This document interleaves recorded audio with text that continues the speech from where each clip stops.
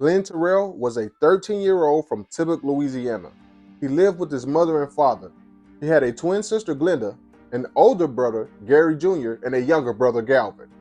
Outside of his extreme love for basketball and being unusually small for his age, he was your typical kid. He went to school, got decent grades, kept up with his chores, played the drums in church on Sunday, and was fiercely competitive with anything involving his siblings.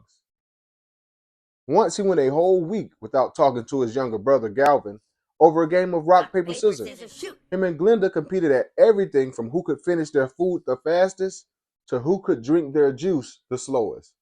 It was a non-stop competition. It was all pretty friendly except for the heated rivalry he had with Gary Jr. when it came to sports. The Terrell family wasn't very big, physically speaking. The father, Mr. Terrell, was the tallest. He stood about 5'7". Next in line was, of course, the oldest, Gary. He stood about 5'6" and was maybe 130 pounds. Gary was that kid who was the best player on all of his little league teams, but as he made it into high school, the lack of size started to work against him. It didn't stop him, though. In football, he would leap over taller guys to make catches, and in basketball, he could actually dunk it. It was quite the sight to see with him being so small. You would think Glenn would admire his big brother, considering how much he loved basketball, but his competitive nature in the sport that he loved the most drove a wedge between the once close brothers.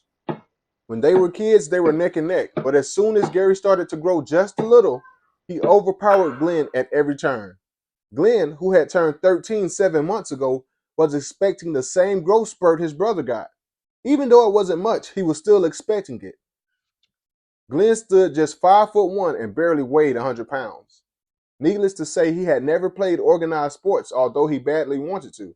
His mom felt he was too small and blamed not letting him play on a fictitious medical condition that he didn't believe that he actually had. According to her, doctors told her something was wrong with his bones when he was born. He went back and forth on whether it was true or not, but his mom didn't have any details that a parent would have if their child indeed had a medical condition. But he was the smallest out of all the kids. His 9-year-old brother shouldn't be the same size as him. And his sister, well, they're twins, and she's a girl. How is it that she's bigger? It wouldn't stay that way much longer because Glenn had an idea. About a week earlier, Glenn and his friends were riding bikes when one of them pointed out a house that he referred to as the Woo Lady's house. Glenn remembered when they were young, their grandmother told them a story about a man going to a voodoo priestess and selling his soul to make a deal to gain his heart's greatest desires. The man ended up unhappy and alone, with his only desire being to go back in time and undo it all. The moral of the story is clear. Selling one's soul for material gain will only lead to misery and regret in the end. But Glenn thought to himself, he wasn't asking for material riches. He wanted height, athleticism. Maybe he had found a loophole. Maybe he could sell his soul and still be happy. Glenn waited for his family to fall asleep and snuck out to see the voodoo priestess referred to as the Woo Lady. Glenn hopped on his rusty old mongoose and pedaled through the dark, winding roads of the bayou until he reached a dilapidated shack where the Woo Lady resided. The air was thick with the smell of incense burning. The sound of rustling leaves made Glenn nervous as he knocked on the door. The door creaked open, revealing a wizened old woman with piercing eyes that seemed to see right through him. I know why you're here, child. You seek greatness, but at what cost? Glenn hesitated for a moment, but the burning desire in his heart pushed him forward. I'm willing to give you my soul in exchange for supreme athleticism and size, Glenn declared boldly. The voodoo priestess cackled with amusement, her voice echoing through the swamp. Very well, child. But know that once you make this pact, there is no turning back. With a wave of her hand, the Woo Lady cast a spell upon Glenn, embodying him with incredible speed, strength, and agility. Glenn felt a surge of power coursing through his veins, and he knew that he was now capable of achieving his wildest dreams.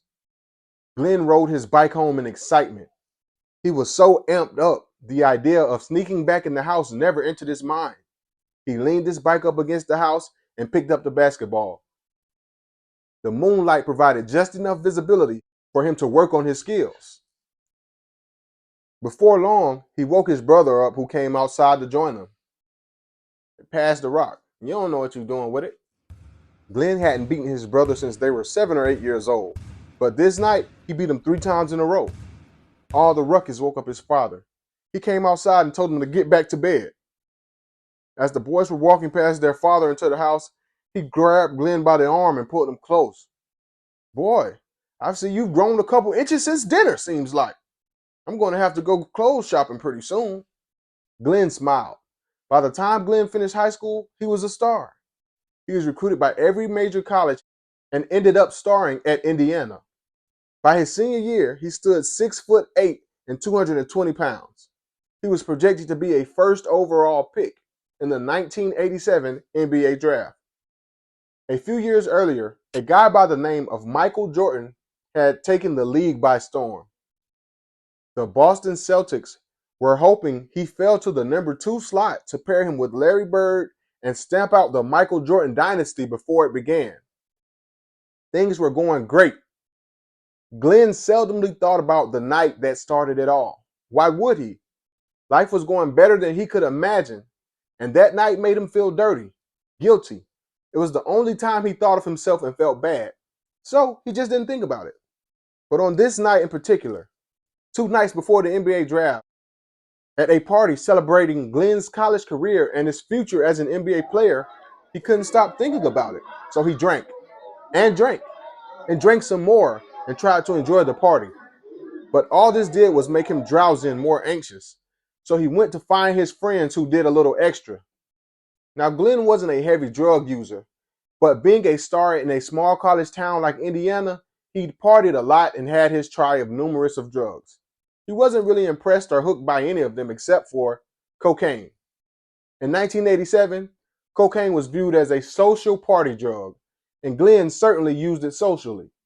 He didn't use it on a daily, but anytime there was a party, he'd tell himself he wasn't going to use any, then find himself in the circle with the Coke boys. A line or two wouldn't hurt. And tonight was turning out to be another one of those nights. Glenn made his way towards the kitchen where he found the usual suspects. A couple of his teammates, Ryan and Dale, and the campus dealer, a 6th-year senior with no major or current classes named Razor. Welcome to the party, bro. Take a bump. Nah, I need a line tonight. All this shit on my mind with the draft and everything. I need to relax, man. Help yourself, bro. This is your party. We're here to celebrate you. Glenn lined up some cocaine on the table and took a hit. As soon as he did, Glenn felt a rush of energy coursing through his body. It was like his senses were suddenly heightened, and he could feel a tingling sensation all over. The drowsiness that had been weighing him down seemed to dissipate and be replaced by a newfound sense of alertness and joy. So he did another line and another. Everybody at the table had done twice as much, so he needed to catch up. Glenn felt good. The room was spinning, so he closed his eyes. And almost as soon as he did, he could hear the other guys at the table screaming his name as if something was wrong. Glenn, wake up! Glenn, Oh get up, bro! What the fuck? Glenn, call 911! Get help, quick! Glenn is confused. He tried to open his eyes, but he couldn't. I mean, his eyes were wide open, but he couldn't see. Everything was black. He couldn't see anything. What? What's going on, guys? He said in frustration as he banged his hands together. In that moment, he realized that he could see his hands and his whole body clearly. He could see the chair that he was sitting in. He could hear his friends panicking and calling for an ambulance. But he couldn't see anything around him but blackness. Now he started to panic. What was going on? Glenn took a deep breath. Maybe he was just having a bad trip. Maybe he was dreaming. Yeah, that's it. He closed his eyes again and waited to wake up. After a second, he heard a voice that made the hairs stand up on the back of his neck. A raspy, high-pitched voice, sending shivers down his spine. With each word, the voice sounded more evil than the last, as if Glenn's growing fear was empowering her. Glenn, my child, the time is now. No! Glenn slowly opened his eyes. His vision blurred and hazy. As his surroundings came into focus, he is met with the face of the Wu Lady looming over him. Her skin is dark and weathered, with intricate tattoos that seem to writhe and twist with a life of their own. Her eyes are a piercing shade of red, burning with an otherworldly intensity that seems as if she was staring straight through him. Her face twisted into a cruel smile, revealing yellowish brown teeth that somehow gleamed in the dim light that was now illuminating the room. Glenn was so frightened he tried to look away. That's when he noticed he can see everything in the room again. He sees his friends standing over him. His body was laid out on the floor as his friends called to him desperately. Wait, wait, no, please, Glenn begged. Not now, no. It fully sunk in what was happening. His soul was already separated from his body. He tried calling out to his friends. That made the Wu Lady howl with laughter. Her voice low and guttural, filled with a sinister power that sends shivers down Glenn's spine. She speaks in a language he cannot understand, but the intent behind her words was clear. She had come to collect that debt. As the Wu Lady reaches out her gnarled hand towards him, Glenn can feel a cold reality creeping over him. He realizes with a sinking feeling, there is no escape from this terrifying fate. In the end, Glenn learned the hard way. There is no loopholes for life. Anything worth having has to be earned righteously. And nothing, absolutely nothing, is worth your soul.